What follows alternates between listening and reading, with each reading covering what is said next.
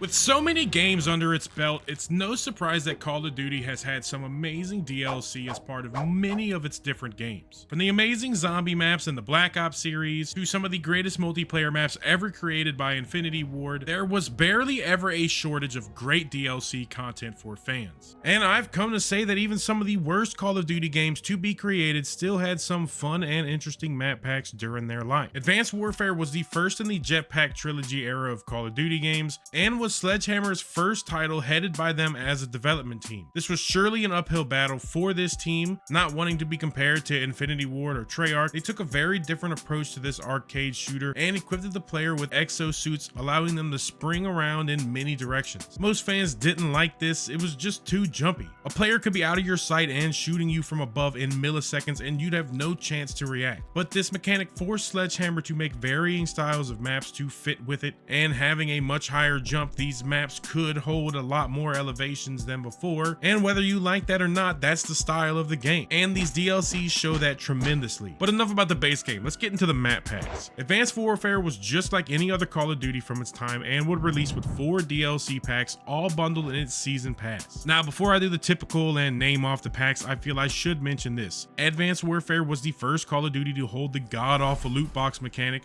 a serious plague on the gaming industry at the time that this game came out, and it had so much worthless crap stuffed into this pool of items that I don't even want to even talk about them. I'm just going to be a little brief. This game held different variants of weapons already in game. These were leagues better than the base guns and was very pay to win, or so it felt. Along with this, they would also drop DLC weapons into these loot boxes, and by the end of this game's life, an average player would be lucky if they had even a handful of these guns. You could argue that the guns are the most important part of a COD game, and putting them behind a rather unfair paywall was ridiculous. But I just wanted to mention them, and I'm probably not going to talk about them as they came out like I will with the DLC packs, so I'm just focusing on the DLCs, okay? The 4 map packs for Advanced Warfare were known as Havoc, Ascendance, Supremacy, and Reckoning, and these would all release with 4 multiplayer maps and 1 Exo Zombies map. This game mode was just alright, I won't lie. Why make exosuits the main focus of this mode if every damn zombie is just going to be an EMP zombie? But some of the packs would also have other added content, and I will speak on them when the time comes. Havoc is up first and was released on January 27th, 2015 for Xbox, February 26th for PlayStation, and March 3rd for PC. This was the only DLC to separate PC and PlayStation's releases, and I'm not sure why they did that, but this pack released with the multiplayer maps Sideshow, Core, Drift, and Urban, as well as the Exo Zombies map Outbreak, how original. This pack would also give fans access to the AE4. This is a direct energy assault rifle and was kinda cool, I won't lie. This gun had an unlimited magazine but was prone to overheating. It was an okay gun, but when you got speakeasies and obsidian steeds running amok, it's hard for any gun to shine, really. First map is Sideshow, and this map takes players to the Clown Inn in Wyoming. This is a very visually appealing map, I can't lie, and is easily the one I can remember the most from this game. Advanced Warfare changed up the formula for map making. Instead of every map holding a 3-lane structure like they did before, they decided to go for a more natural feeling to some maps, and this one shows that for sure. The motel setting would normally be boring, but comboing it with a creepy clown feel helps it to stand out. This map was chaotic as hell, and you didn't know what you were getting into loading it up. Now, Advanced Warfare was directly after Ghost, so this game takes a bit of inspiration from that game by having dynamics for the maps. And for this map, the giant sign from the motel tips his fedora and drops bombs all over the map. The players could then grab these bombs and use them against enemy players, or just have them explode in your hand. This map was very whimsical and a great start to this game's DLC season. Next map we look at is Core, and this map was much closer to the 3-lane structures we all knew. For this map, players were taken to a destroyed nuclear fusion facility in the Gobi Desert. This was a very large map, but mostly due to the unplayable space in the center causing tunnels and choke points. If you could control the center of this map, you would have a serious advantage over the other team. This one again would also hold a special dynamic. It was hidden inside of the Orbital Care Package. Orbital Care Package, just like any other care package, just came from space, and it would give you a random kill streak from the game, but they decided to add this map's dynamic inside of it instead of having it somewhat like a random event. The streak would be called the Decontamination Drone, and this would spawn in a drone that would detect and kill enemy players. Just something simple that I guess fits with the map, but just felt weird to put it in the care package. Third map for Havoc was Drift and was located at a ski village in the Rocky Mountains. The slope of the map fits well with the exosuits, honestly, giving a rather fun flow to it. Being set close to Christmas, there's trees everywhere and lights and decoration. It's a cozy holiday feel, really. Well, until the map's dynamic comes in. At some point in the match, an avalanche would occur, covering the top half of the map in snow and killing every player unlucky enough to stand underneath it. This was a rather fun mechanic, and I feel like anything that changes the map during the game is just super cool. Like, think Strike Zone from Ghosts. The last map for this DLC was named Urban and was a rather fun close quarters map for this game. This one is located in Dallas, Texas in an urban structure, and that's really all we get for lore. It fits in with the game's story, so I'll let the vagueness pass. Being in the middle of a packed city adds a great background with towering buildings all around as you fight on the streets and sidewalks outside of this urban structure. Still, there was a lot of ups and downs for this map, and it wasn't your average small map. The dynamic as well was similar to a DLC map from Ghosts. The map would start in lockdown mode, cutting players off from parts of the map, but after some time passed, the area would open up and give you way more room to run around in, just like Showtime from the Nemesis DLC in Ghosts. This was easily the best map from the DLC, only followed by Sideshow.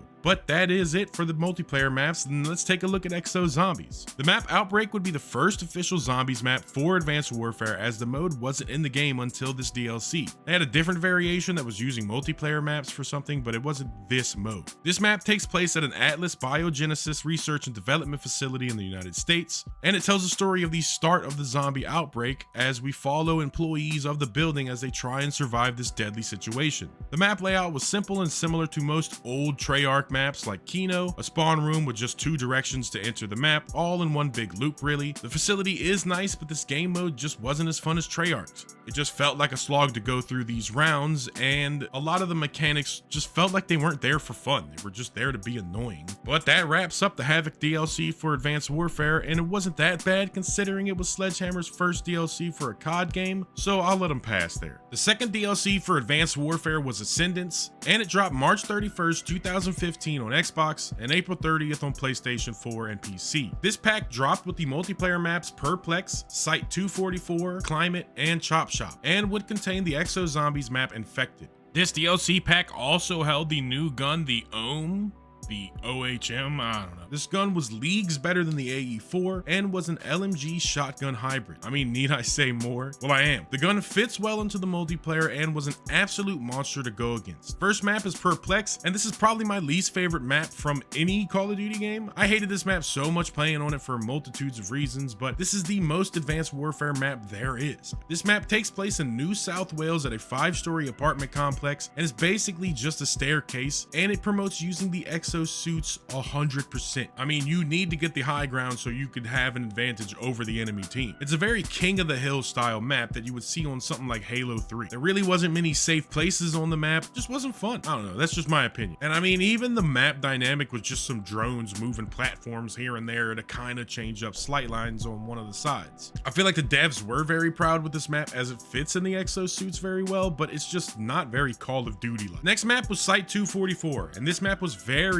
interesting. Taking place at a crashed alien spaceship at the foot of Mount Rushmore, the environment is set up so well here. I don't know why, but this map reminds me of the crashed Air Force One from Modern Warfare 2. It's very presidential. This is one of the largest maps from this game, and it holds many long lines of sights for its lanes, as well as close quarters areas inside of the crashed ship and around the corners of the map. Alongside this alien theme, the map's dynamic kept that same energy. Inside of an orbital care package, players could find the Super Serum, and once used, this would grant the player increased health as well as threat detection and the Gung Ho perk. This dynamic wasn't very game-changing, but it was very different from the others in this game. Still, I think this is one of the best maps to come from the DLCs for this game. Next map was Climate, and this takes place inside of a large biodome. I mean, no other information outside of that really. This was a very open map filled with all types of rocks and vegetation, though still having a dystopian atmosphere about it. It is very bright and the complete opposite of the biodome from Moon, so it's a nice difference. The dynamic for this map sees the filtration system fail and the water around the map turns toxic, hurting anything inside it, be player or score streak. The map was surely interesting and made for some fun gunfights in its open space. Last multiplayer map for Ascendance gives us Chop Shop. This map is located in a black market exoskeleton factory, and it's something I've noticed looking into these DLCs that Sledgehammer created their own areas, and Treyarch and Infinity Ward would almost always place their maps somewhere in the real world, grounding them into reality. But something like this one, it's a little boring in its theme. This map was very symmetrical on both sides, and the urban design makes the whole map feel kind of forgettable. I mean, there isn't really anything going on outside of some exosuits hanging here and there. I feel a normal car chop shop would have looked far more visually appealing for a DLC map. But that wraps up the multiplayer side of Ascendance, and let's take a look at Exo Zombies. For this DLC, we got the map Infection, and this is arguably the worst map to ever be made in any of the COD Zombies mode. For this map, players are taken to an Atlas command center inside of some city in the United States. Players can navigate the streets and surrounding buildings, completing tasks to further the story. At first, this map looks great. The layout is fun, with the sewers connecting the multiple sections all together for a fun flow that can be a bit demanding, but then the game's mechanics show up and all the fun is sucked away, with toxic gas zones showing up and locking out full sections of the map, and it's just not very fun to escort around and do all of these little missions that they want us to do. Sledgehammer tried so hard to be different than Treyarch that I really feel like it hindered this mode and made it a slog to play more than anything else. Though funny enough, this is the map I probably played the most for this game mode. But that's it for Ascendance, and overall normal DLC,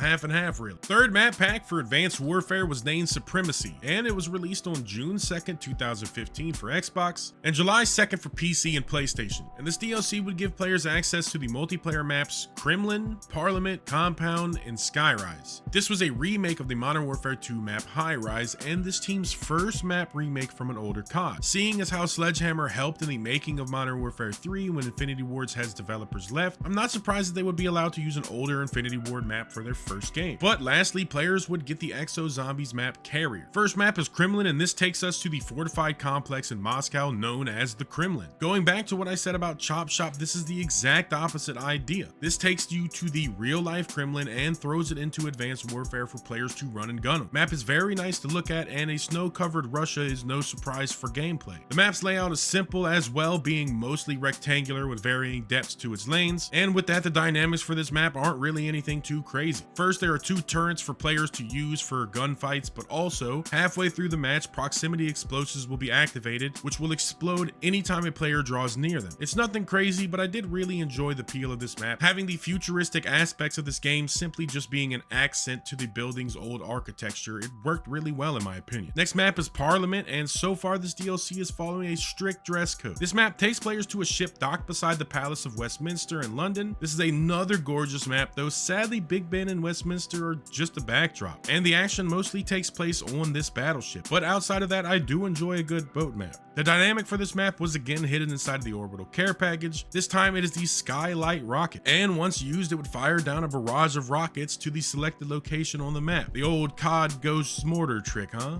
But anyways, this map had an amazing backdrop of London, but I feel it could have been better as the main map area instead of just something looming in the background. Next map is Compound, and this one takes players to Camp Irons in Denver, Colorado, completely ruining the theme this DLC had going for it. I feel like if maybe Site 244 was in it, it'd be a little more on theme. Camp Irons is an Atlas training facility and is one of the smallest maps from this game, and this here was chaos incarnate. You could not breathe on this map without somebody kangarooing your ass in back rooms. Though this map was small for Advanced Warfare, it still was nothing compared to some of the older games, and I think the devs tried to display that with a certain little Easter egg, because if you were to hop into spectator mode and look outside of the map, you can see a full undeveloped remake of Rust from Modern Warfare 2. It makes you wonder why it's even there. Was this just something for us to find, or was there a larger plan for this game area? I guess we'll never know really. There is a bit of a humor in this map with player-sized cutouts littered everywhere, causing a huge distraction in the heat of battle, and also this map did not have a dynamic. Every other DLC map so far had one, so it's little. Last map was Skyrise, and this map showed why older maps were amazing and also why they should probably stay confined to their own engine. Adding the exosuits to the map changes flow completely. Now certain high points of this map that had only one or two ways to get up to them were open from any route. A player can go from the bottom of the map to the top of the helipad in just 2 jumps. Though I can't really fault the game too much. The map was exactly the same, just with a futuristic coat of paint, and I mostly played bare bones, so the exo mechanic didn't ruin the flow for me. And the dynamic for this map isn't a dynamic at all. It's just the 4 large gas tanks that you could blow up from High Rise. It's just the same. So it's not really a dynamic. Lastly, for this DLC, players got the Exo Zombies map Carrier, and I might have been lying when I said I played Infection the most. For this map, players are taken to a large aircraft carrier in the Pacific Ocean, holding a Varuk style of spawn. The map starts off fun, and it has a simple layout, making it easy to reconnect with the other two players. This one also held similar annoying rounds like Infection before it, and would have the player disarming bombs guarded by Atlas strike teams. And I feel anytime you think to put guns in the hands of an enemy in a COD Zombies game, just know you're wrong, and that this shit is annoying. But outside of that, I did enjoy the map's layout a lot more than the previous ones, and it just might be my favorite Exo Zombie map. Favorite's a strong word when it comes to this mode, really, but I like the map. It doesn't make it any less worse of a mode. But that's it for the Supremacy DLC for Advanced Warfare. This is probably one of the best DLCs from this game, if not the best. Each multiplayer map was unique outside of Skyrise, and the Zombies map was a fun respite in a slog of okay maps. Reckoning was the last DLC pack for Advanced Warfare and would release August 4th, 2015 for Xbox and September 3rd for PlayStation and PC. This DLC would contain the multiplayer maps Fracture, Overload, Quarantine, and Swarm, as well as the last Exo Zombies map, Descent. First up is Fracture, and this might be my favorite map from this game's DLC. Located at an excavation site in the Arctic Circle, this map holds a very fast flow, being fully outside with no open buildings, pushing players to get into long-range gunfights. The bright colors popping against the snow is reminiscent of many Treyarch maps, and I just remember enjoying this map a whole lot. The long line sight style of map makes it hard to spawn flip, and I love a good face-to-face battle. On top of all of that, the dynamic fits just too well to the theme. At the halfway point, the unstable ice on the edge of the map will break away, and some parts sink into the cold waters, while others just stay floating for players to jump to and from. It's a simple dynamic, but it fits so well and grounds the map for the player and adds fun randomness. Next map is Overload, and this one takes the player to downtown New Baghdad. This one is simple in theme, long hauls, plenty of space for jumping and getting the drop on the enemy teams, but it doesn't really stand out. The gold highlights to the map is very nice to look at, but the tall buildings block the sky, and it overall just makes it feel like any other Advanced Warfare map. The dynamic for this one activates plasma lamps halfway through the match, and these lamps emit pulses of electricity, killing any players that walk near it, but they can be shot and deactivated for a bit. The dynamic helps the map stand out a bit more,